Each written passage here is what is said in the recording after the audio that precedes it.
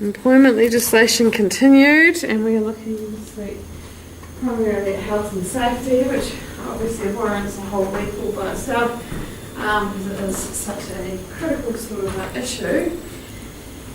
And it's also had quite a bit of, a lot of attention lately with the legislative changes. Yeah. So we're going to focus a little bit on what are some of the implications of those changes, what are the key requirements. When did the changes come? Now, 2015 was when the Act was passed. Oh yeah. I think it came in, some of the things that might not have come into a little bit after that, but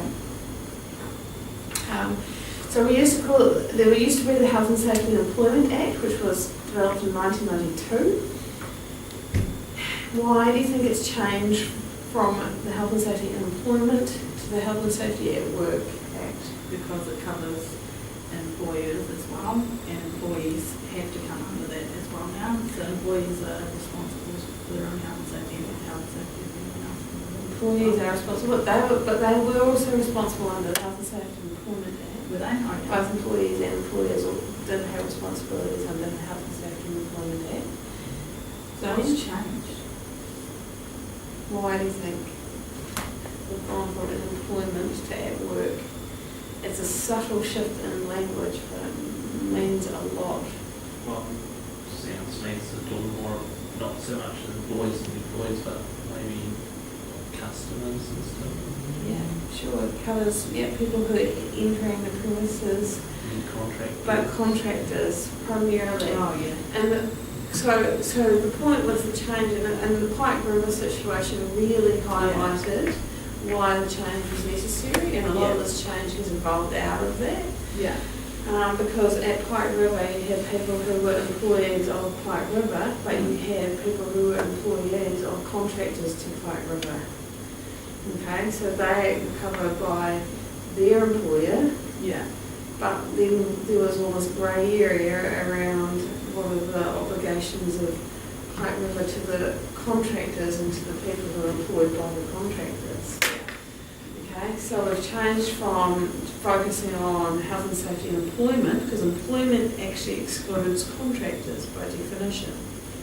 That's why when we looked at the legislation around the Employment Relations Act, and we talked about, how do you take remedial action or make a complaint against your employer, you go through the mediation, you go through the Employment Relations Authority. That avenue is not open to contractors. Mm-hmm. That's only for employees and employers to resolve disputes. Okay, contractors have a different sort of arrangement.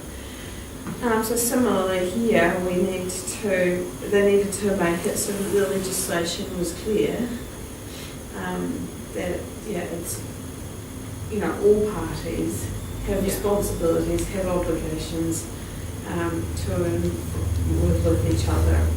If they're all working on the same site, they all need to have responsibilities around that. So there's a real focus now on this term zero harm. We'll look at that. We'll look at some of the obligations of the different parties, so the employees and employers, contractors. We'll look at what are hazards, how do we manage hazards, and a little bit about accident investigation. Now we really are skimming the surface. You can do whole qualifications just on health and safety, obviously.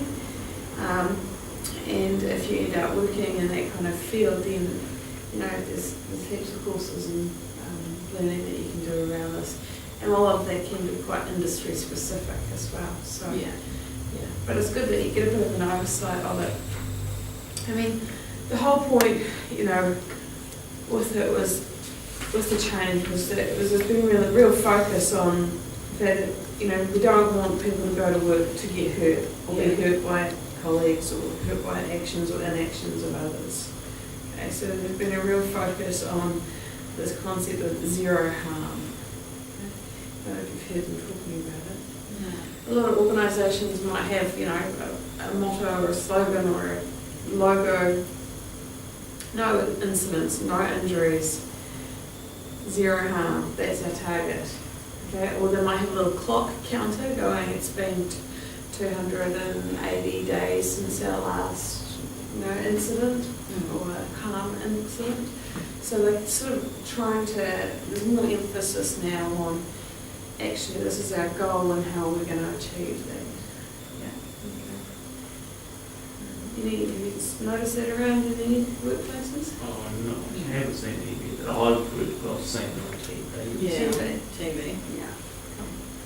And the reason behind it was that we do have quite high accident and injury rates in New Zealand. 73 people each year die in the workplace. 1 in 10 is harmed, apparently. Plus, then you've got work-related diseases. So we're not just talking about accidents, but we're talking about diseases related to work as well and exposure to harmful substances. Over 200,000 ACC claims for work-related harm at a cost of around $3.5 billion. Not to mention the emotional and mental harm that's caused and ongoing, hurt for families and so forth.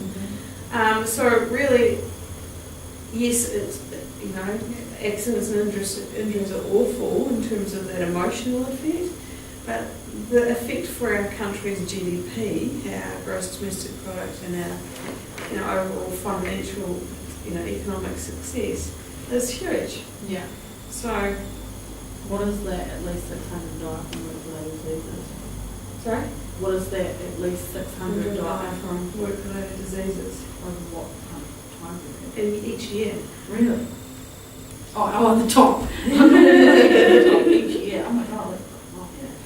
And some of those might be historical, and indeed we might be seeing that decline as some of those historical exposures. We've become more aware of things like asbestos and lead and such.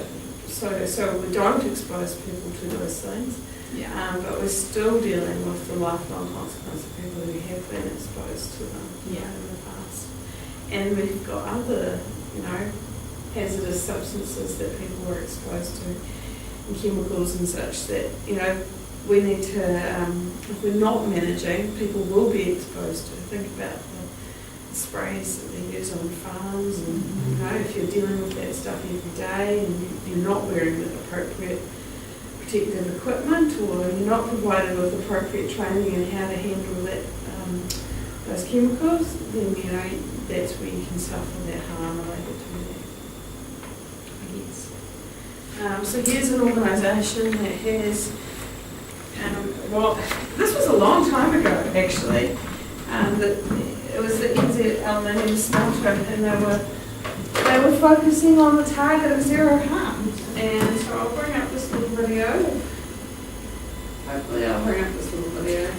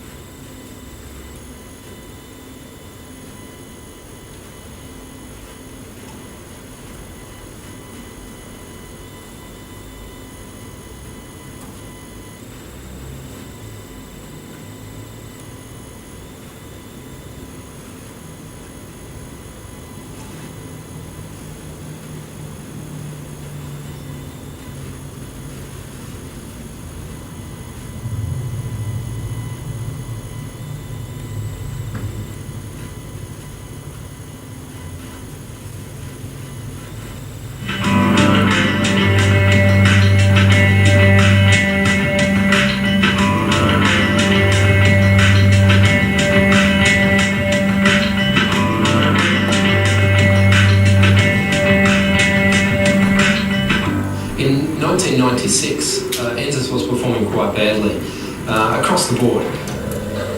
Our safety record in the past probably was pretty consistent with the rest of manufacturing industry. Focus was pretty much on the old Kiwi edge, get in, show a bit of Kiwi ingenuity and get it done. Unfortunately, the results in terms of safety performance reflected that we didn't have a high emphasis on safety at that time. Things are quite different now, and we injure maybe one person per year that can't come to work in the next rostered shift. Things have changed quite a lot. Although we did achieve that, it wasn't good enough. We've got a goal of 0, and everybody's going pretty hard out to ensure we can satisfy that goal. We believe that the goal of 0 workplace injuries and illness is possible. We've seen it in other industries, and we know that we can get there. NZAS produces around 340,000 tonnes of aluminium product per year, and we employ about 780 people, plus another 160 contractors. It's a great business. Historically, NZAS has been an organisation that's been run top-down. The Performance Enhancement Program was an opportunity to turn the business upside down and start bringing ideas from the shop floor and getting management to act on those ideas. And we generated over 10,000 ideas, of which 5,000 were fully analysed and over 1,000 ideas implemented. In the 2 years following that, we increased the production, we reduced costs significantly and improved safety to a level that we hadn't seen prior to that. Very, very willing workforce, buying into the initiatives. We haven't done any work that has been a bolt-on and then discarded. Everything we do for a valid reason. We give it time to embed, and we do it as well as, not instead of. It is fair to say that the focus at the time was cost and productivity, but because you can't de-link safety and health and environmental performance from productivity and cost, we saw an improvement across the board on all of our key metrics, including safety, including the environment, including communities, as well as cost and profitability. We have a meeting every 6 weeks where we follow up on issues that have come up during the 6-week period. We hope to improve each one. I said, what do you tag out the Westman only? They're always looking at different ways to improve their daily jobs. In fact, we have one idea in particular, the offline reconstruction project, that was a major shift in the way we do business. It was an idea that came off the shop floor, it was highly innovative, and not only did it improve the productivity of our plant, but it improved the safety enormously of that team. In the old days, we were building online, so we had to work in an environment on the pipelines, competing with the reduction operations. It was a very hot and dusty environment as well.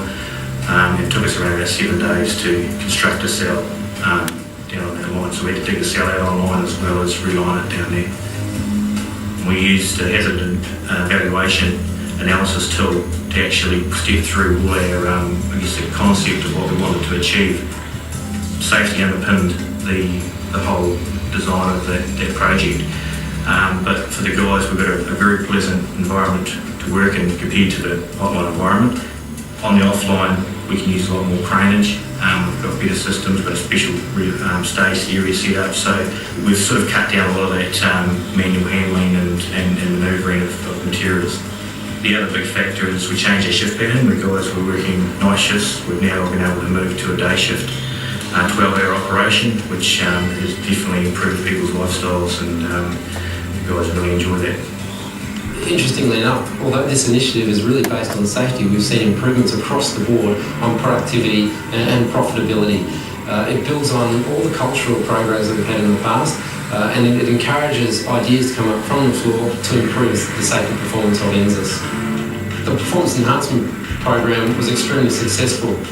The SLDP, or the Safety Leadership Development Program, is an initiative that empowers leaders to have a common understanding of what it takes to be a good safety leader. The process is that an individual will go online and assess his safety leadership skills. Then they take that assessment to their leader. Their leader gets an opportunity to have a look through that. What we're after is consistent knowledge across the board in all of these safety skills.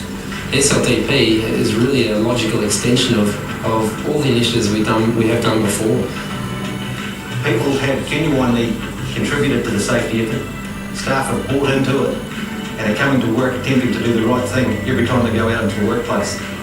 It also built the culture of inclusion. People felt like they really could make a difference in our workplace. The way things are now is miles better than it was. The whole psychology of the place, everything's different.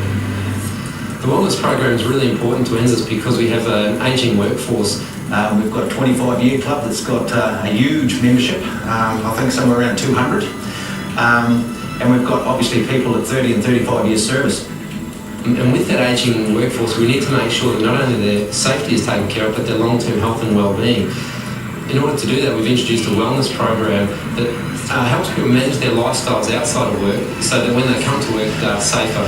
What we've established now is the wellness assessment in addition to the 2 yearly medicals. It includes their outside of work habits, including their exercise and their eating habits. So how are things going with the weight loss, Neil? Great. Good? Yeah, really good. The more easily they can do their job, the less likely they are to get injured, and of course they're going to be hopefully much happier people because they're not going to get so tired doing their job at work. We invest money in nurses, physiotherapists and doctors, as well as a medical facility. It encourages people to use those facilities to make sure that they're proactive in managing their health and safety. And when you have problems like physiotherapy problems, you can come here and get assessed and repaired. I'm not young anymore, I'm not old, but I decided to make an appointment to get checked out, and they put me through all the tests, and I wasn't very fit and I was very much overweight, and they discovered I had an irregular heartbeat and my blood pressure was terrible. There's an ongoing support for the staff member. They're not just expected to remember everything that's discussed here. So we can get in early and have the best chance of a full recovery and total rehabilitation, and nobody feels as if their livelihood or their work is threatened in any way. And we find that people are taking fewer sick days and are really engaging with the business. I think it's something that people really appreciate too. Aside from the wellness assessment, we have Subway in the canteen. We recently invited Simon Holst to support the wellness program and introduce healthy cooking methods. Since November I've lost 20 kilos, and the company have been 100% behind me to help me with my health problems. Running an organisation of nearly 1,000 people is quite complex, and ensuring that you have a culture that's aligned with where the business wants to go is very, very difficult.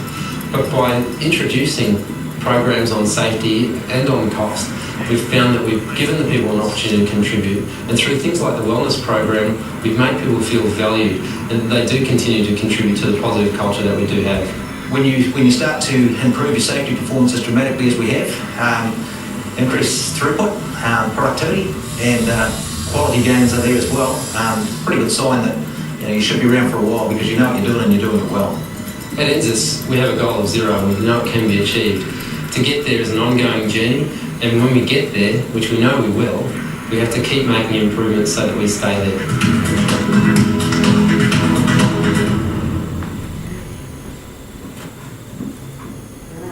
So that is like over 10 years old, that little video, but the concepts are all still That was a good video. the same in terms of still. What did you, any comments or what did you notice out of that particular clip? They're lucky photos for him in a subway. Yeah, that's right. Okay, maybe not as lucky as the Google people. Yeah, What's the Google? The Google Plex. The board they obviously to make sure there's the healthy, safe stuff outside of work as well as at work with the wellness program. I think it shows that they sort of believe in their staff and they believe that that's the way forward for their business as well. As looking after staff, just seeing those results then. Yeah, it's really, it's this whole sort of concept that your work and your life is separate, Actually, your life affects your work. Your physical ability, agility, well-being, it has an impact on what happens when you come to work, your energy levels, your motivation levels, all of those sorts of things. So there's a real, when we looked at remuneration and rewards, we looked at how that total package is really important. Yeah. But looking, health and safety is more than just preventing accidents and injuries. We're thinking about employee well-being overall. So that is thinking about, ergonomics of the workplace, providing flu vaccinations or eye checks or hearing tests or, all those sorts of things, the medical support. If you can be so lucky that you work for a large organisation that has the resources then yes, all of those additional extras, the subway, the massage, the physio, the doctors, that's Yeah. great. But most organisations can do, should be able to look out for the well-being of staff in some way or another. Yeah. To some extent.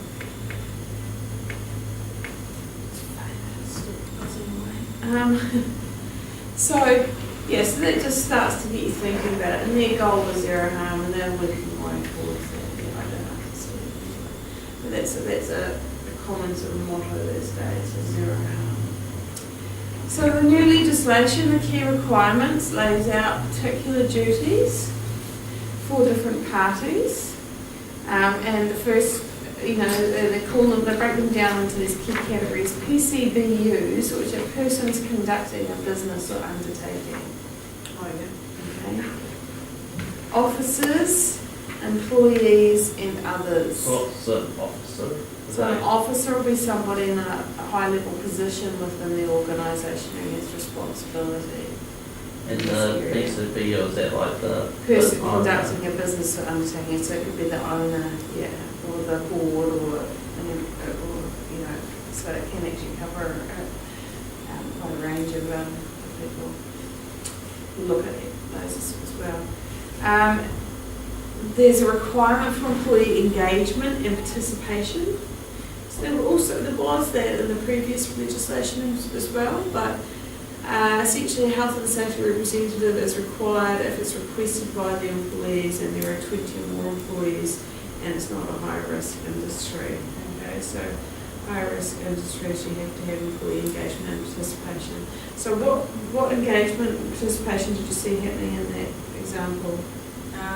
People bringing forth ideas on how to make work safe where they're working. Good, so they had an ideas sheet that they could contribute. Yeah.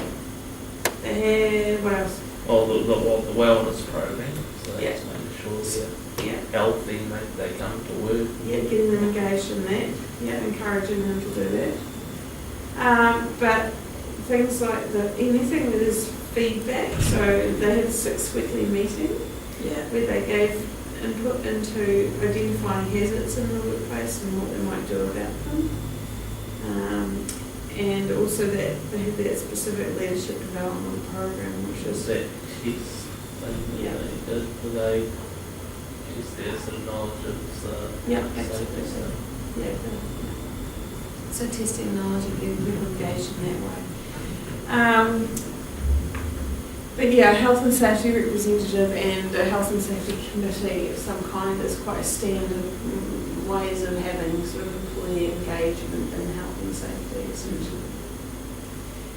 There are requirements around induction, so we have to not only introduce people to the organisation policies and procedures in general, but specifically we need to cover health and safety in that induction process. So when we introduce somebody new to the organisation, what sort of things do you think they need to know about?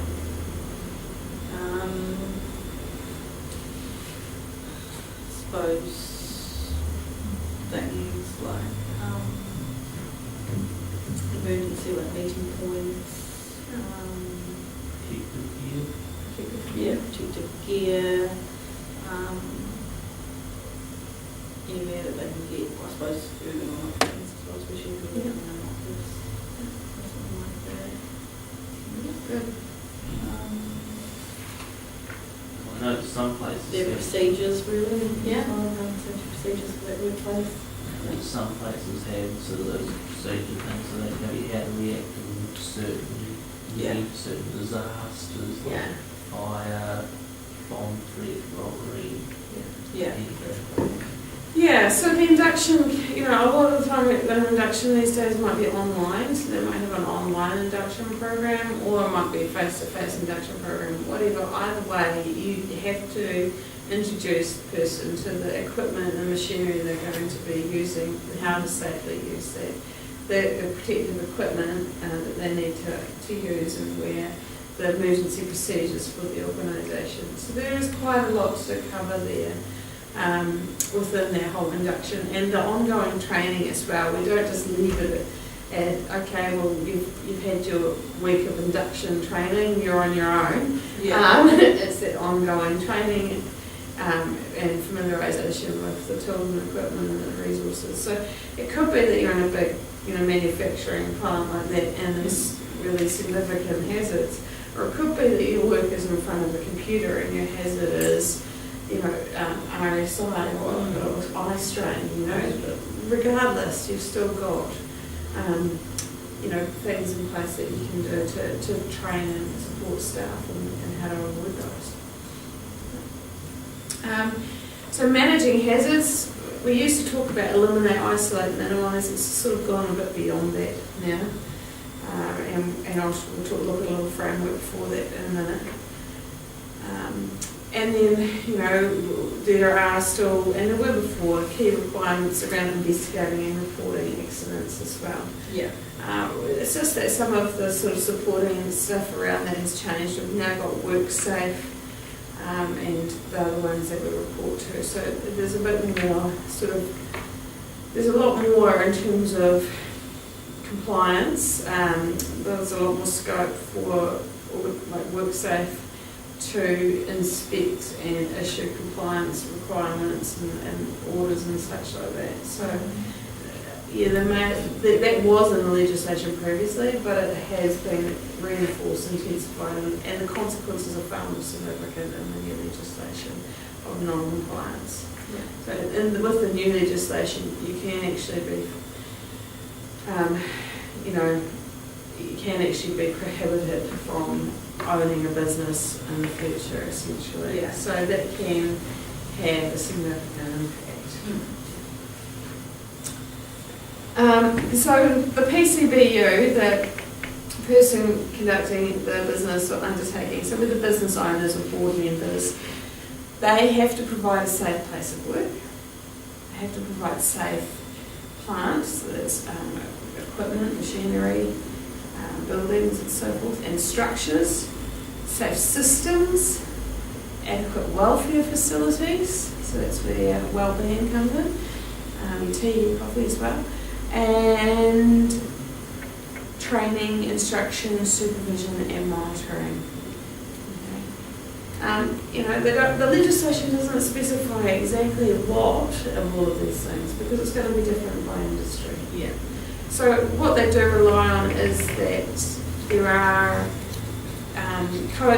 industry standards, so they call them SOPs or standard operating procedures for specific industries, and if those are in place for a particular industry, then the organisation needs to follow them. Yeah. Okay. Or have their own. The officer is the second tier, so those are the senior managers of the organisation, so they'll be your chief executives,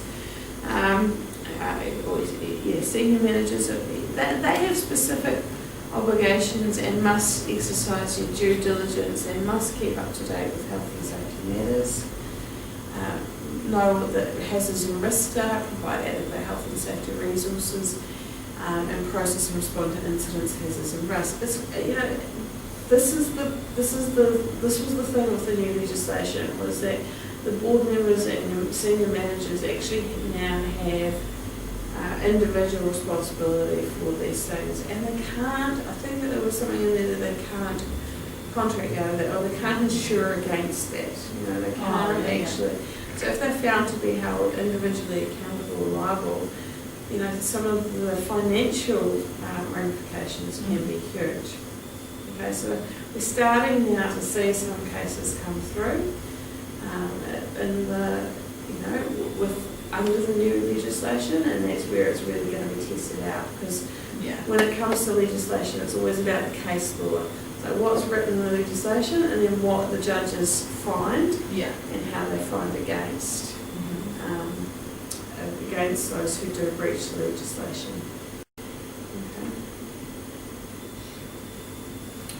And workers, so we have to take reasonable care of our own health and safety, and that includes any acts or omissions. So we can't omit to doing anything either. If we see something that is a hazard, we have an obligation to report it or to correct it if we can, without endangering ourselves or others. But, so we actually have obligations there as well. Have to comply with instructions and cooperate with policies and procedures. It's not really rocket science, I guess. But yeah, make sure nothing that you do or don't do will harm yourself or others.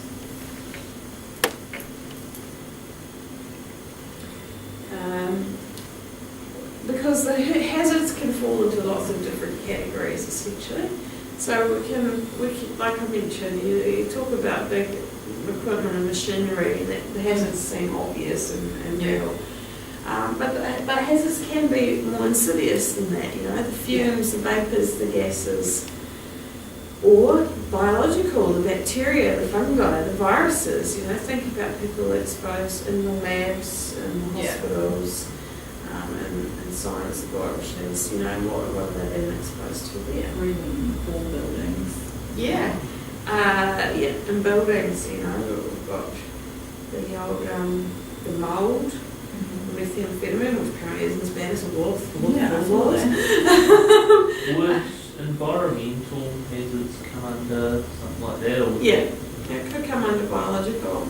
Yeah. Well, I thought about environmental hazards like weather and stuff, although that's something. Yeah, it could be physical too, like work outside. Working outside, working in like the temperature side of it, that's there. So if you're working on the ski fields, you need to provide appropriate clothing and equipment to protect from extremes and cold conditions, whatever, those are all covered in there and they can come under physical. Ergonomics is that word for how the workspace is designed. Okay. Huge amount of science that can go into the ergonomics. We've talked about that in some of our other papers. Think back to Taylor and his principles of scientific management. That was kind of some of the basis for ergonomics, about how well designed is each task to achieving productivity, and the focus was on productivity. But, at the end of the day, you're talking about productivity as a result of how well the worker can do the work. Okay, so worker well-being comes into it. But your design of your tools and your equipment enables performance and well-being. Yeah. Apparently Chernobyl was because the panel, the whole Chernobyl disaster with the nuclear, was because the actual panel was poorly designed and, it was hard to tell which button to push or something, it's like ergonomics can fix that. Yeah. Ergonomics can fix a lot of pilot error because of how you design the cockpit. We're not just talking about whether your computer screen's the right distance from your eyes and at the right angle. Yeah. Although that's what we generally think of when we think of ergonomics. But yeah. Psychosocial, so workload, stress, harassment, bullying, discrimination, shift work. Those are significant hazards. Yeah. And especially in particular industries. Think about, when you're doing shift work, you've done shift work, hospitality, when you're working at night, getting up, your circadian rhythm and your biological, When I was working at Z earlier this year, in January, most of my shifts were graveyard, and by the end of the month, I was just stuck. Yeah. Even I used to work night shift. It wasn't even that late. It was only 12 till 9. I mean, even I was basically doing 2 days on, 5 days off most of the month, and even that just completely threw me out. So by the time February came around, I needed a few days off just to keep my sleeping back into normal. I think people who get used to shift work get used to it. But there is, there's a lot of physical change that actually happens. There's a lot of research around the impact of that. Yeah. So, we're talking about here, any of these things can cause depression or stress or worse, Yeah. So it's bullying, harassment, and discrimination. They are classed as hazards in the workplace. Yeah. So employees are obligated to actually you go back to them, you know, make sure they know what those hazards are, provide adequate resources and respond to incidents around that. Yeah. If they're raised. And they need to try and make sure they're fostering an environment that prevents those sorts of things. Anyway, we'll have a look at, this is fun one just to throw up, just to lighten the mood. What hazards can you see in this particular picture? If you can't see it in there, it might be clearer out here. People standing behind the forklift. Yeah, It's got all the head circle underneath. The guy on the left's not wearing PPE.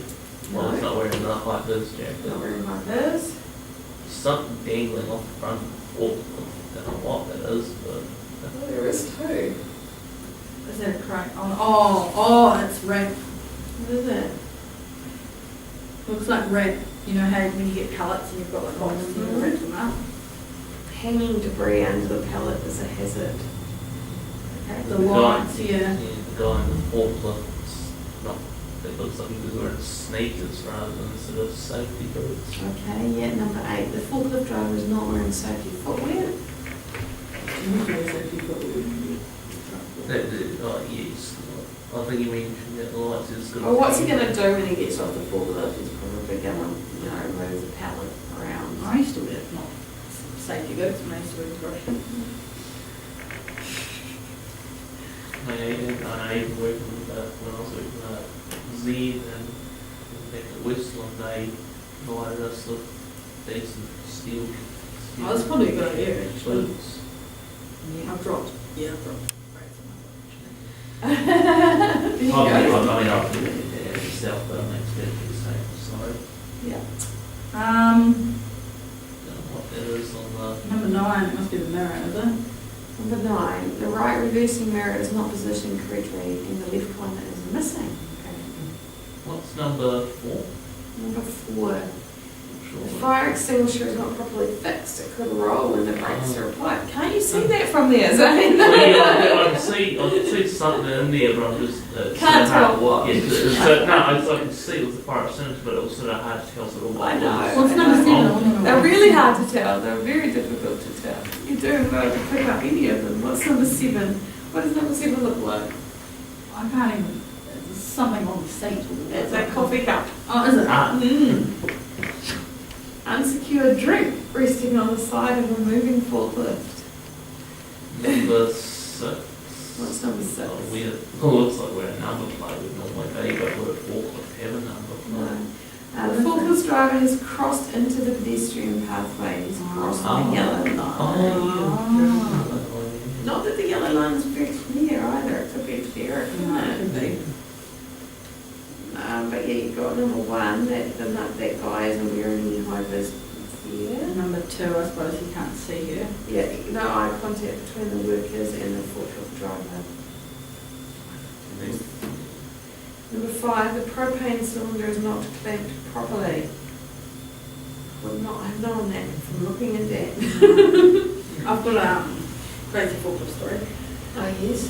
When I was supervising Sunday night, you were in Delhi, and I was writing jobs on the whiteboard at night because I had to shift everything around because all these staff that had to go out to check out. And I was writing on the whiteboard and I heard this massive loud bang, and I was went out there, and one of the workers who was driving the forklift was putting a pallet of coke up above the cardboard crusher, and there was another worker standing underneath who underneath the pallet, the forks, because he noticed that the cardboard crusher door was open and that the forks were going to hit the cardboard crusher door, which they did anyway, which tipped the cardboard crusher and made it crash down on the ground and spilled oil everywhere. And the other worker was so lucky to have gotten out of the way because it would crush. I just said it was coke. Yeah, it was a pallet of coke, and the forks came down onto the open door of the cardboard crusher and just tipped it.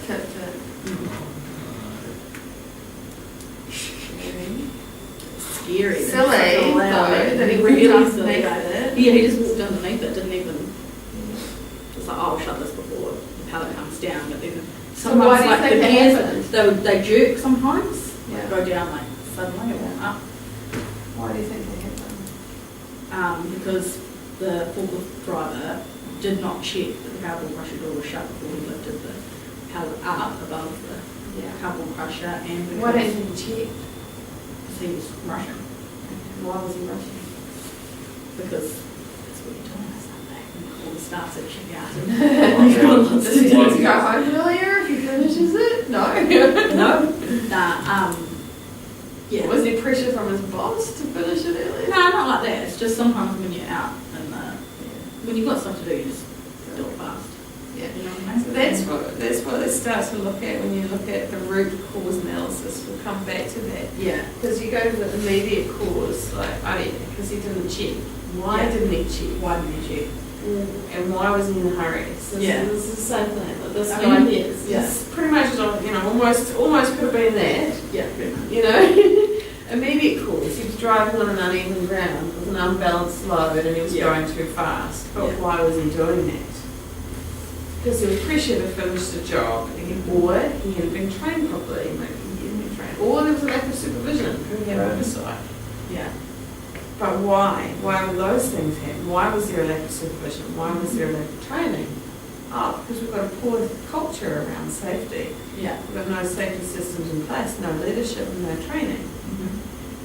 So, you know, that's when you start to do a root cause analysis, that's what you start to, every like investigation now goes through a root cause analysis. And you don't stop at saying that accident happened because he was in a hurry or because he or he made a mistake. He made a mistake for a reason. There's a because there's a culture that, you know, fosters that. Yeah. The need to get the job done. You know, in whatever speed, no matter what. Okay, here's the next one.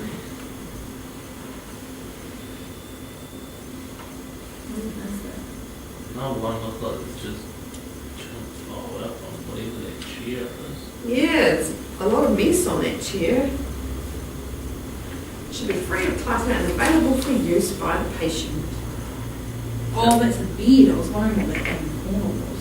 We're in the Don't know what that is on the floor. Oh, yeah, or number 4 looks like it's just rubbish on. Yeah, it's littered with contaminated and bloody gauze.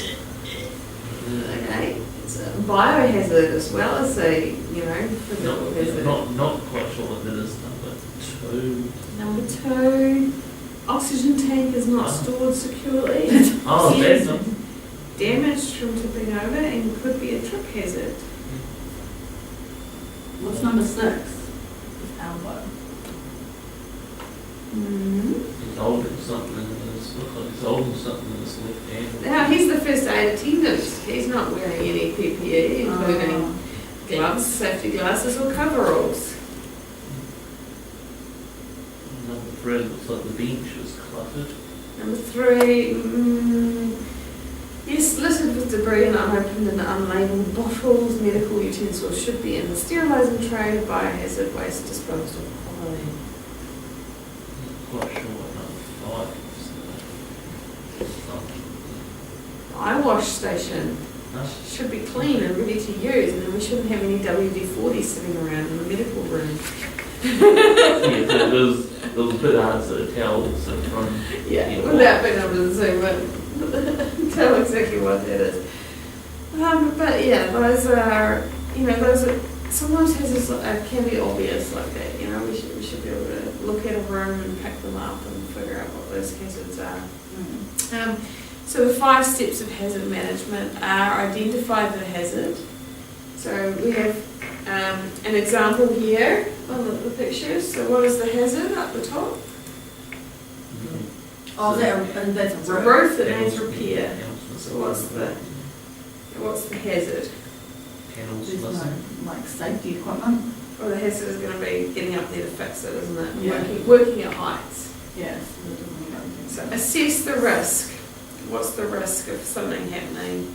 Medium to high, I would say. Someone falling off the roof. Somebody, yeah, so the potential harm is that they could fall off the risk and hurt themselves.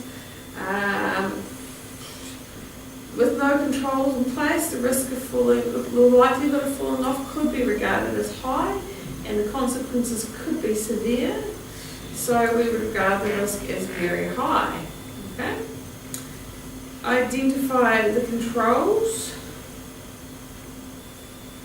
So we use a hierarchy of controls basically to mitigate the hazard. What controls have they put in place there in their examples? Scaffolding. They put an engineering solution with some scaffolding protection around the edge of the roof. We've got a tie things. Oh yeah, good, and secure as well. Use a full restraint system as another option.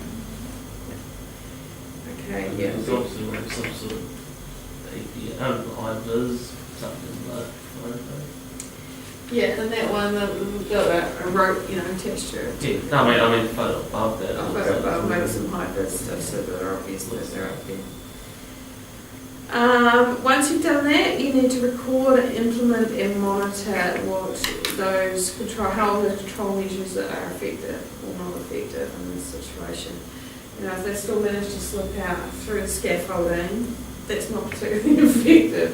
But you need to be monitoring and checking how that's going with the workers, Are they staying within that? Are they using it? Are they staying within that?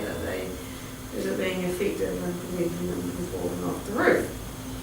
And then we review, so to make sure the process was followed correctly, the controls work as they should, and we update the findings as a result of that review. Okay? So that is a 5-step process. It's not just about identifying the hazard and then eliminate, minimise and isolate anymore. It's about identify the hazard, what is the risk, and then what are the controls, and then how do we monitor and review that and check it's ongoing. So the risk assessment gives you a matrix. I have to have a picture of it, but risk equals the likelihood times the possible consequence. Okay. So in the first one, what is the likelihood that something bad is going to happen? I would say very high. What is the potential consequence if something bad happens? People could die. People could die, yeah. So we would say that is a high risk, severe risk, possibly. Stupid thing to do. And the second one? I'll say about the same. Yeah, about the same. He's jacked the car up using a piece of wood. What are the so likelihood that that's going to hold it's low, so high likelihood something bad could happen, and if it happens, it will be crushed. So yeah, you can actually. So most organisations will risk. Will have some kind of hazard register.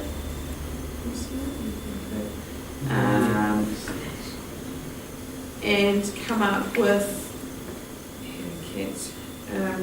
some kind of risk matrix. So you can Google risk matrix and you can come up with all sorts of options there. But when I was at Z, they had a risk manager there, and whenever you have augments, so you have one of those risk matrices. Yeah. Oh, you're right. Yeah, so that's like almost certain, likely, possible, unlikely, or rare. Some things that could happen, but it's really unlikely that it's going to happen. You don't want to completely overreact. So you want to take that into account, and then what is the consequence? Insignificant, minor, moderate, major, catastrophic. Okay, so if something is almost certain and potentially catastrophic, then we're in that red category there, and we know that actually that's not okay, very high. And we've got to have to do something. So that sort of matrix approach gives you a way of prioritising what it is that you really need to deal with, I guess, as an organisation. If it's really low, then and you can use that matrix to inform, how you decide what to do next. So there's all sorts of resources available there. Right. Just wanted to show you that risk matrix. so you can get a sense of it. But yes, our silly boys and our silly eye under a car.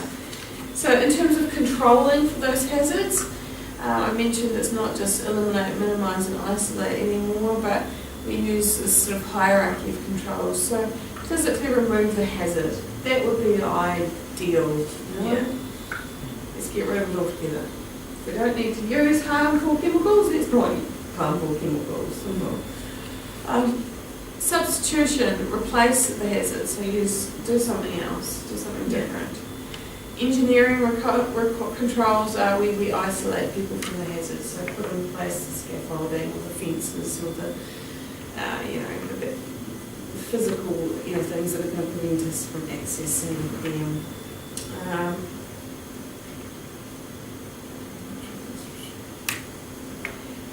Engineering, isolating or enclosing the hazards such as encasing noisy machinery.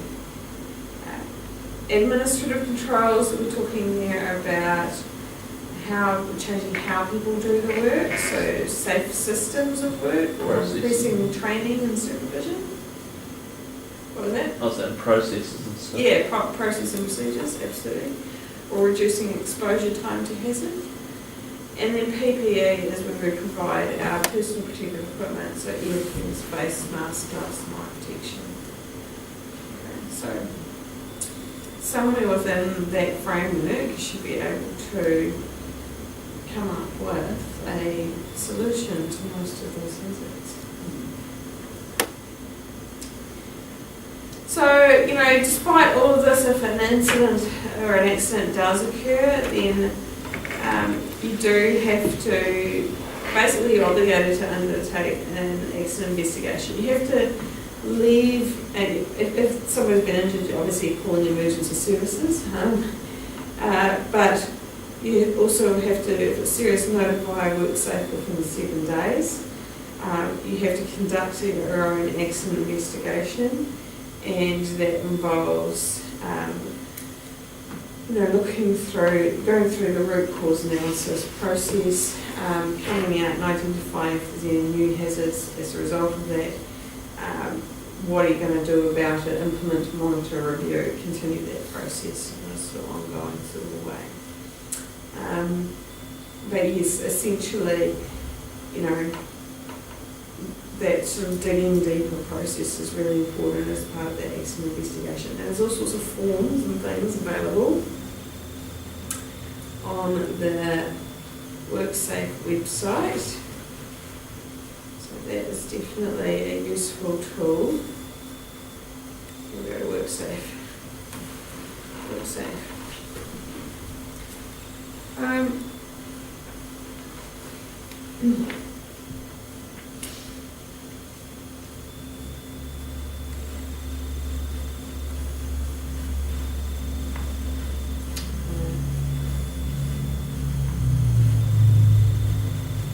So this will give you information, updates on the legislation, specific cases,